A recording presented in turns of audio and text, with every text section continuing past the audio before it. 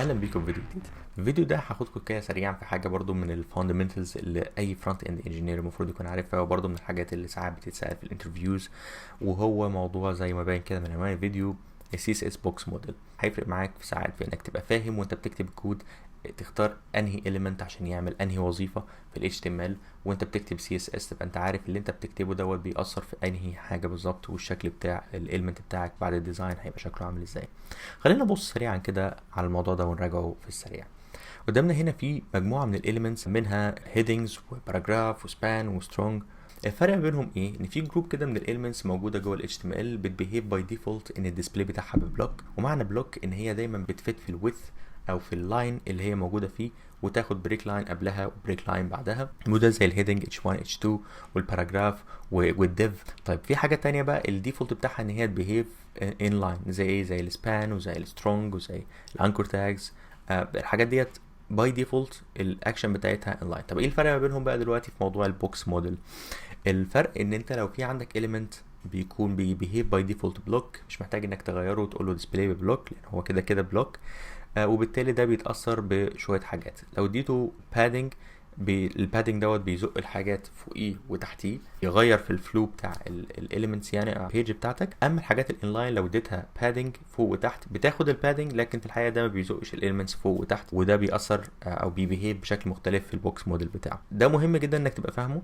طب هل في ممكن ان انا اغير اكشن بتاع element من ان هو بلوك لانلاين او العكس؟ ينفع عن طريق properties في CSS زي display flick ببلوك وهكذا، ولكن ده ما بيكونش افضل حاجه انك تعملها. يعني انت مثلا لو عايز تهايلايت تكست جوه باراجراف كبير، الطبيعي انك مش هتعمله div وتقول له display بانلاين وهكذا، لان الdiv هيعمل لاين جديد باي ديفولت، هتقول له display بانلاين بعد كده تديله coloring او وات ايفر. لا، الصح انك تستعمل حاجه زي span او حاجه زي mark. كل الحاجات دي بتبيهيف باي ديفولت انلاين. طيب خلينا نجمب سريعا بقى نفهم يعني ايه اصلا بوكس موديلنج. خليني اديليت الجزء دوت وهكومنت الجزء دوت، لكن قبل ما نروح لده خليني ابص بصه معاكم على الرسمه الشهيره ديت.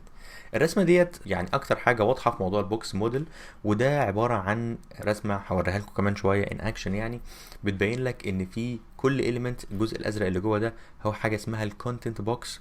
والكونتنت بوكس ده اللي جوه الاليمنت ايا كان بقى تكست او اليمنت تاني او واتس ايفر. فمثلا لو عندنا مثلا ديف، والديف دي جواها تكست، التكست دوت عباره عن الكونتنت ده هو الجزء البلوك الازرق دوت. وبعد كده هنفوت الاخضر، هتبص تلاقي فيه بوردر. البوردر دوت هو البوردر الطبيعي، لو اديت اي حاجه مثلا بوردر ب1 بيكسل ولا اي حاجه، ده البوردر بتاع الاليمنت بتاعك.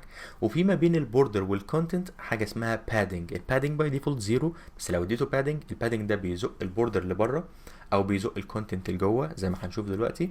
في حاجه اسمها مارجن، ده بره البوردر اللي بتزق كل الاليمنتس اللي حوالين الاليمنت دوت بعيد عنها شويه. يبقى المارجن بيأثر في الويدث؟ لا. البادنج بيأثر في الويدث؟ الويدث بتاع ايه؟ سواء الكونتنت او الويدث بتاع الاوفر اول الكومبوننت. حبيت بس اديكم انتروداكشن في ده قبل ما اوريكم ده ان اكشن عشان هتفهموا كويس ان شاء الله. طيب انا عملت هنا عباره عن ايه؟ عملت عباره عن div.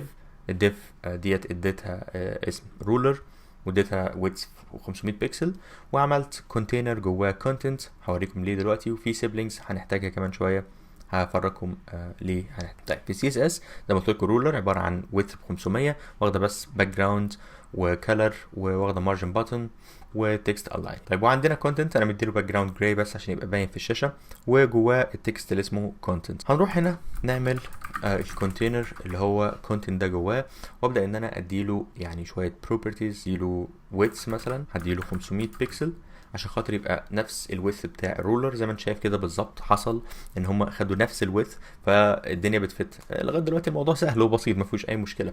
طيب ايه يحصل بقى لو انا بدات قلت له لا انا عايز كمان يكون في مثلا بوردر ب5 بكسل سوليد جرين؟ هنبص هنا نلاقي بعد ما يرن اوبا دلوقتي الويث بتاعه زاد هنا بمقدار تقريبا 10 بكسل. ليه؟ لان البوردر من كل الاتجاهات ب5 بكسل، فهو من الشمال هنا 5 بكسل ومن اليمين 5 بكسل، فخلى الاوفر اول ويدث بتاعه ب10 بكسل زياده. طيب مش بس كده، انا هروح كمان اقول له انا عايز الكونتينر دوت يكون فيه بادنج ب20 بكسل من كل الاتجاهات. هنستنى كده تلاقي دلوقتي البادنج ظهر في 20 بكسل ما بين الكونتنت وما بين البوردر. طيب عظيم الكلام ده قوي. يبقى دلوقتي الويدث اللي احنا اديناهوله في الاول ده كان width بيفت على الكونتنت بتاعك، وبعد كده لما اديته بوردر بدأ البوردر يتوسع لبره، لما اديته بادنج بدأ البادنج يتوسع لبره هو كمان. ده بيحصل ليه؟ ده بيحصل لان في حاجه اسمها box sizing property by default عباره عن content box، بمعنى ان اللي بيديكتيت او بياخد التاثير بتاع الwidth property بتاعنا هو الكونتنت، وايا كان الكونتنت ما تاثرش في حجمه لا بالنقصان ولا بالزياده. اي بادنج او بوردر انت هتبدا تتوسعهم براه بس ما تاثرش في حجم الكونتنت. ده ساعات بيبقى مفيد لو انت مش عايز الويدث بتاع الكونتنت نفسه يتغير باي حال من الاحوال، ولكن في الحقيقه في الوضع بتاعنا دوت احنا محتاجين نبقى محافظين على ان الكونتينر بياخد الويدث بتاع بروبرتي اللي احنا مديناه له، فبالتالي في فاليو تانية اسمها بوردر بوكس لما نحطها بالشكل ده تلاقي زي ما انت شايف كده قدامك بقى الاوفر اول ويدث بتاع الكونتينر بيفت على القيمة اللي احنا حطيناها في الويدث بروبرتي هنا، وبالتالي هو بيقول border box ده معناه ان الويدث ده هو الويدث including البوردر، وطبعا عشان البوردر بينكلود جواه الكونتنت وبينكلود جواه البادنج، فكده اللي بيتأثر في الموضوع ده هو ان الكونتنت بيشرينك. يبقى احنا دلوقتي الكونتنت مش هو اللي بيتأثر بالويدث او هو اللي بيديكتيت الويدث، لا اللي بيديكتيت الويدث هو الويدث بتاع البوردر including الكونتنت والبادنج. وات اباوت المارجن بقى، لو انا قلت له انا عايز مارجن مثلا ب 10 بكسل زيرو، فدلوقتي المفروض ان هو هياخد مارجن فوق وتحت. ايه ده؟ هو ما اتغيرش؟ هو في الحقيقه اتغير، بس في حاجه غايه في الاهميه برضو لازم تبقى فاهمها، حاجه اسمها مارجن كولابس. المارجن كولابس ده بيحصل لما يكون في عندي تو elements في الدوم فوق بعض في البيج، في دي عندها مارجن من تحت ودي عندها مارجن من فوق، لما التو مارجنز دولت يخبطوا ببعض يبدا ان هو يحصل كولابس، فناخد الاطول فيهم الاكبر فيهم ونعملها، مش بنجمعهم على بعض. يعني هي دلوقتي الرولر واخده مارجن باتن ب 10، في 10 بيكسل هنا هي واخداهم مارجن باتن، ودي واخده مارجن توب ب 10، فالاتنين لما يطلقوا مع بعض يبقى الاوفر اول مارجن بالنسبه لنا المسافه ما بين الاتنين دولت هي 10 بس. طيب لو انا قلت مثلا دي تخليها 20 هيحصل ايه؟ هتلاقي دلوقتي بقت اوفر اول 20، لان الاكبر فيهم بعد ما يحصل كولابس الاكبر فيهم هو اللي بي ابلاي. طيب حلو جدا الموضوع دوت. طب هل ده بيحصل في البادنج؟ يعني لو اديت لي اللي فوق بادنج واللي تحت بادنج هل هيحصل كولابس؟ الحقيقه لا. ليه؟ لان البادنج بيكون جوه البوردر، يعني جوه الاليمنت، جزء من الاليمنت نفسه، ما بيكونش المسافه بينه وما بين الحاجات اللي بره. وده طبعا البراوزر برضو مش بيسبورت القصه دي، بيسبورت بس المارجن كولابس. طيب من الحاجات اللطيفه قبل ما نقفل عايز افرجكم عليها هو البوكس اللي وريته لكم من شويه.